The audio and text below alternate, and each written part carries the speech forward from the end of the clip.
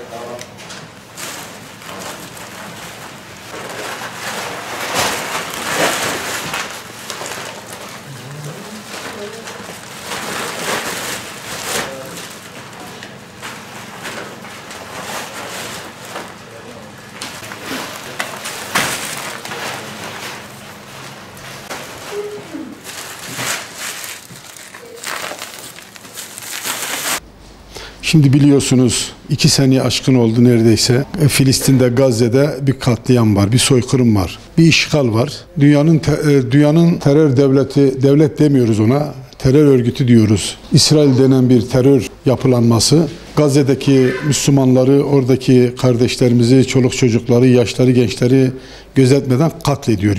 Her gün bunu basında, yayında seyrediyoruz. Oradaki ne yazık ki oradaki kardeşlerimizi dünya yalnız bıraktı. Şu anda Gazze'li Müslümanlar dünyadan ümidini kesmiş vaziyette. Fakat bu katliam hala devam ediyor. Dolayısıyla İsrail'e dur diyebilecek ne bir baba yiğit ne bir yiğit de çıkmadı.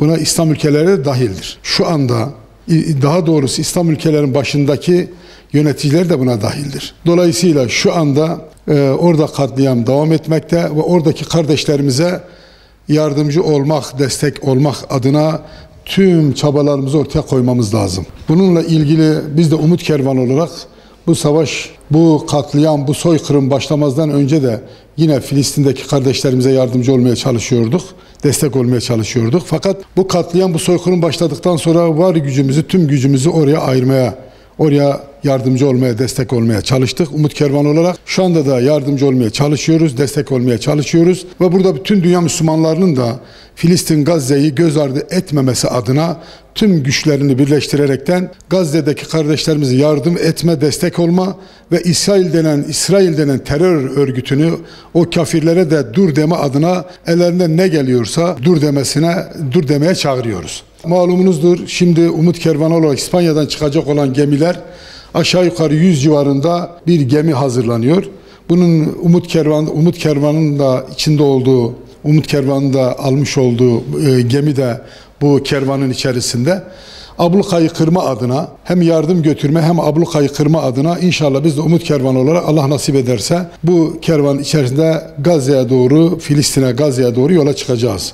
Oradaki İsrail'in kuşatma altında tuttuğu Gazze'ye Müslümanlara, o kardeşlere destek olmak, Allah indinde bu vebaldan kurtulma adına o kardeşlerimizin yanında olmak. Bütün çabalarımız, gayretlerimiz bu uğurdadır.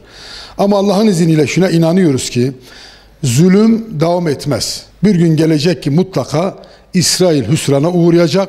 O mazlumların kanı yerde kalmayacak. O bebeklerin kanı yerde kalmayacak.